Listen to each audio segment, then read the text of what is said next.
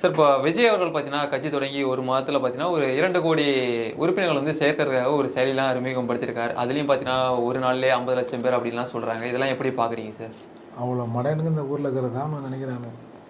இல்லை, எங்களை பார்த்தா உங்களுக்கு அவ்வளோ கேவலமாக இருக்குது. நீ வந்து முந்தா நேற்று நைட்டு வரைக்கும் இந்த சிஸ்டத்தை கெடுக்கிற இடத்துல இருந்துட்டு மறுநாள் காலைல ஃப்ரெஷ்ஷாக வந்து ஒரு டோப்பாவை தலையில் மாட்டிக்கின்னு நான் சிஸ்டத்தை சரி பண்ண போகிறேன் அப்படின்னு நீ சொல்லுவேன். நாங்கள்லாம் ஓடணும். எங்களை கூட்டம் போட்டு நீ முத்தத்தை இப்படி பறக்க விடுவேன். நாங்கள் கூட வந்து எங்கள் அக்கா தங்கச்சிக்கிட்ட ஒன்று வாங்கி பிடிச்சி கொடுக்கணும். கொடுத்துட்டு நாங்கள் கை தட்டினோம்.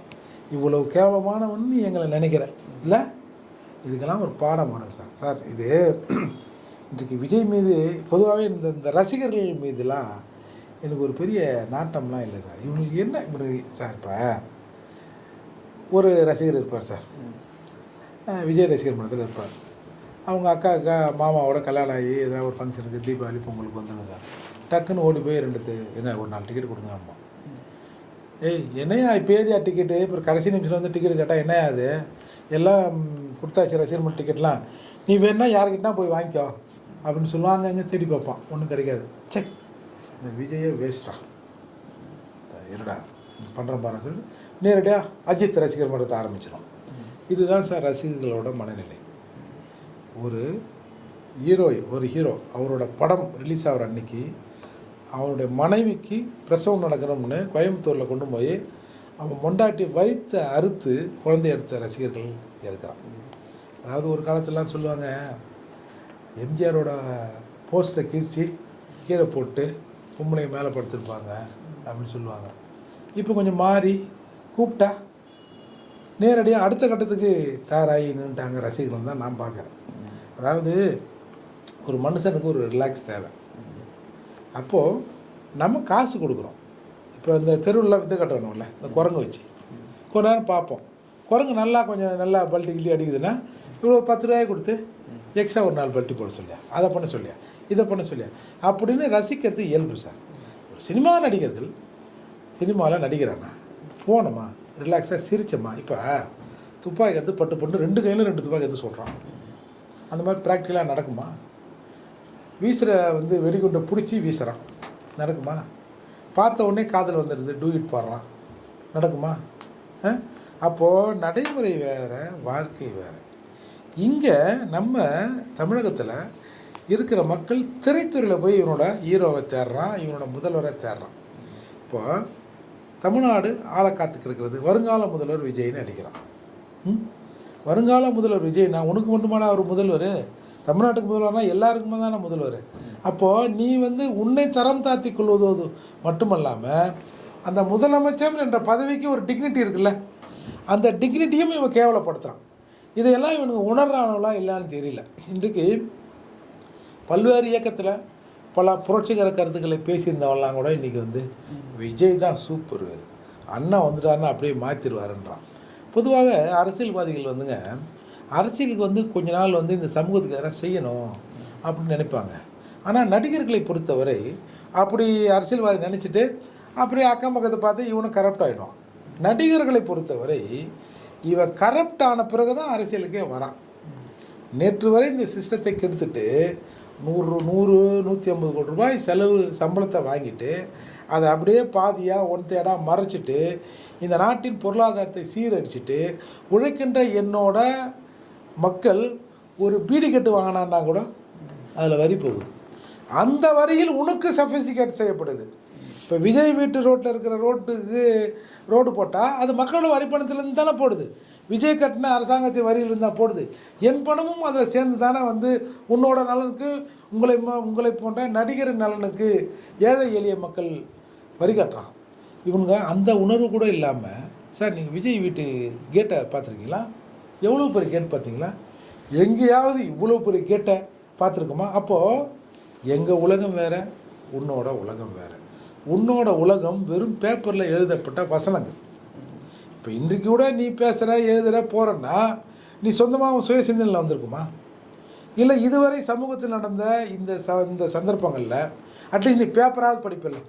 உங்கள்கிட்ட எவனும் சொல்ல வேணாம் சார், நீ பேப்பர் படிப்பில்லை. சாதாரண குடிமகன் டீ கலை கூட ஒரு பீடி எடுத்துன்னு பேப்பர் படிக்கிறான்ல. ஆஃபீஸராக இருந்தாலும் பேப்பர் படிக்கிறான்ல. அப்போது உனக்கு இந்த நாட்டில் நடக்கிற விஷயத்தில் எதுவுமே நீ கருத்து சொல்லணும்னா என்ன அர்த்தம்? ஒன்று உன் மனசு அவ்வளோ கல்லாக இருக்கணும். ஏப்பா என்ன பட நமக்கு என்னப்பான்னு இருக்கணும்.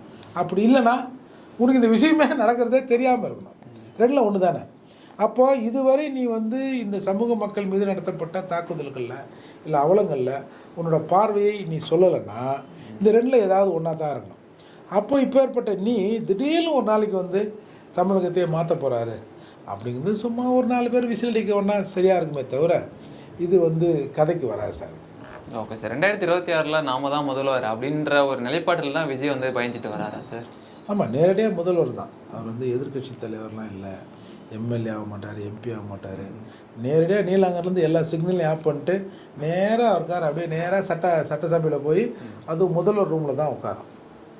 அதாவது அரசியலுக்கு வா, அரசியல் ஒரு சாக்கடைங்கிறது உனக்கு அப்போ தான் தெரியும். விஷயத்தை வாரி அடிப்பான்ல, நீ தாங்கறியா தாங்கலையான்னு நம்ம பார்ப்போம். Okay sir. இந்த சினிமா துறையில் நடிகர் சங்கம் கட்டடம் கட்டுறதுக்கு பார்த்தீங்கன்னா முன்னாடி உதயநிதி 1 கோடி ரூபாய் வந்து கொடுத்துருந்தாரு. அதுக்கப்புறம் கமல்ஹாசன் அவர்கள் வந்து கடந்த வாரம் கொடுத்துருந்தார் 1 கோடி ரூபாய். இப்போ விஜய் அவர்களும் இணைஞ்சு 1 கோடி ரூபாய் கொடுத்துருக்காங்க. இதெல்லாம் எப்படி பார்க்குறீங்க சார்? ஏன் இவனுக்கு மொத்தமாக போய் அது எவ்வளோ எவ்வளோ ஆகுதுன்னு பார்த்துட்டு ஆளுக்கு கொஞ்சம் போட்டு கட்டுற வேண்டியது தானே.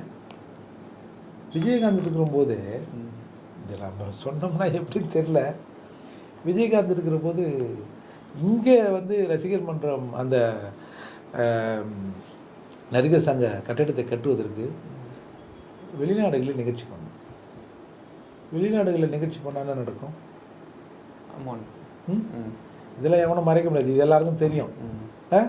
அப்போது இவனுங்க கட்டடம் கட்டுறதுக்கு அப்பாவிகள் சில பேரை கொண்டு போய் இது பண்ண பலி கொடுத்ததெல்லாம் நம்ம பார்த்தோம்ல. என்னடா உங்களுக்கு கேடு? இப்போ ரஜினியாக இருக்கட்டும், கமலாக இருக்கட்டும், வந்து அஜித்தாக இருக்கட்டும், இவன் விஜயாக இருக்கட்டும், இவங்க 4 பேர் சேர்ந்தாலும் இந்த கட்டடத்தை கட்டிடலாம்.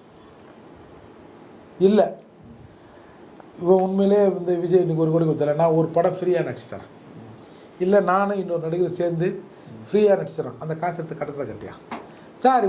உன்னை விட்டோம்னா இவனுங்க உண்டிய குளிக்குன்னு தேட்டர் வாசலில் வந்து நின்று ஐயா நடிகர் சங்கம் கட்டணும், இருக்கிறத கோமத்தில் இருக்கிற காசுலாம் எடுத்து போடுங்க அப்படின்னு கேட்டால் கூட நமக்கு ஆச்சரியப்படுறதுக்கு இல்லை. இந்த கலை இரவு நிறுத்துறேன், மயில் இரவு நிறுத்துறேன், என்னடா உங்களுக்கு டேய் கள்ள பணத்தில் உழுந்து புரள்றவங்க தானே நீ உன்னோட சங்கத்துக்கு ஒரு கட்டணம் கட்டுற, அதுக்கு நான் ஏன்டா கொடுக்கணும்? ஏற்கனவே நான் கொடுத்த காசு தான் உனக்கு 150 கோடி சம்பளமாக மாறி நிற்குது. நாங்கள் ரசிகர்கள் உன் டிக்கெட்டை 150 ரூபா டிக்கெட்டை 2000, 1000, 1200 பார்க்கும்போது தான் உனக்கு சம்பளம் 150 கோடியாக மாறுது. ஏன் அது வந்து ஒரு 10 கோடி எடுத்து கட்டேன், என்ன பிரச்சனை? ஏடா பப்ளிக் கடை கட்ட பாருங்க, எல்லா நடிகர்லாம் சேர்ந்து வந்து ராஜீவ்காந்தி அரசு மருத்துவமனை ஒரு பொது மருத்துவமனையை நாங்கள் எல்லா வசதிகளோடு கட்டுறோம். அப்படியாடா? உங்களுக்கான விஷயம் தானே. உங்களுக்கான விஷயத்தையே நீங்கள் செஞ்சுக்க மாட்டீங்க, அப்போ எப்படி பொதுவான விஷயங்களுக்கு மக்களுக்கு செய்வீங்க? நான் சொன்ன மாதிரி ஹாஸ்பிட்டல் எப்படி கட்டுவீங்க? உங்களுக்கே நீங்கள் கட்டிக்க மாட்டீங்களே. அதால் இது மிகவும் வந்து வேதனைக்குரிய விஷயம். இதை வந்து தமிழ்நாட்டில் இருக்க ரசிகர்கள் புரிஞ்சுக்கணும். டேய் இவனுக்கு வேண்டிய விஷயத்துக்கே இவனுங்க காசு கொடுக்க மாட்டானுவோ, இவனுங்க வந்து அந்த பரந்த மனப்பான்மை இல்லை. அப்போ சாதாரண மக்களுக்கு, ஏழை எளிய மக்களுக்கு இவங்களுக்கு என்ன பண்ணுவாங்கன்றதை மக்கள் தான் இந்த விஷயத்தில் இருந்தால் சிந்திக்கணும். சார், இப்போ அதிமுக கூட்டணி பார்த்தீங்கன்னா பாஜகலேருந்து விலகி வந்ததுக்கப்புறம் பெருசாக வந்து அவருக்கு கூட்டணி வந்து அமையலன்னு தான் சொல்லணும். இப்போது பாமக கூட பார்த்தீங்கன்னா இன்று முதல் வந்து பாஜகவோட கூட்டணி பேச்சுவார்த்தைகள் நடந்துட்டுன்னு சொல்கிறாங்க. இந்த தேர்தல் எப்படி இருக்க போகுது சார்? சார், இந்த தேர்தல் வந்து என்னை பொறுத்த வரைக்கும் அதிமுகவும் பாஜகவும் இணைந்திருக்க வேண்டும் என்பதுதான் என்னோட கருத்து. ஏன்னா இன்றைக்கி வந்து திமுகவை நாம் ஒழித்தாகணும். ஏன்னா இப்போ தனியாக நின்று அதிமுக ஜெயிச்சு ஒன்றும் ஆக போகிறது இல்லை. அப்போது எதிரிக்கு எதிரி நண்பன், நீங்கள் 2 பேரும் ஒரே கொள்கையில் இருக்க வேணாம். அவரோட கொள்கை தான் உங்கள் கொள்கை, உங்களோட கொள்கை தான் உங்கள் கொள்கை, அப்படிலாம் இல்லை. எதிரிக்கு எதிரி நண்பன் என்ற முறையில் இவர்கள் வந்து ஒரு பக்கம் நின்று இருக்கலாம் என்பதுதான் என்னோட கருத்து. இப்போ இந்த ஓட்டுகள் பிரிவதால் இது வந்து அதிமுகவுக்கு திமுகவுக்கு ஒரு வாய்ப்பாக கூட அமையலாம். இன்றைக்கு வந்து அண்ணாமலை அவர்கள் வந்த பிறகு பிஜேபி வளர்ந்துருக்கிற மேலே மாற்றம் இல்லை. ஆனால் வெற்றி பெறுகிற அளவில் அந்த 30% மேலே ஓட்டு வருமா என்பது ஒரு சந்தேகம் தான். ஒரு கால் அடுத்த சட்டமன்றத்தில் வேணால் ஏதாவது நடக்கலாமே தவிர இப்பொழுது ஒரு மிகப்பெரிய ஓட்டை வாங்கும், அதில் நம்ம மாற்றம் இல்லை. அப்போ இந்த மிகப்பெரிய ஓட்டோடு அதிமுக ஓட்டுங்களுக்கு சேர்ந்தால் நிச்சயமாக திமுக வருவதற்கான வாய்ப்புகள் இல்லை. ஆனால் ஏதோ அவங்கவுங்க அரசியல் ஸ்டாண்டில் இன்றைக்கி வந்து பிரிஞ்சு நிற்கிறாங்க. இதில் வந்து திமுக குளிர்காயுது. ஏற்கனவே அதிமுகவில் இருக்கிறவர்களை பிரித்து ஒருத்தரை கையில் வச்சுக்கின்னு இவங்க என்னென்னோ ட்ரிக் பண்ணாங்கலாம் பேசினாங்க. ஆக இப்படி தனித்தனியாக நிற்பது இன்றைக்கு எதிரிக்கு சாதகமாக இருக்கும்னு தான் நான் பார்க்குறேன்.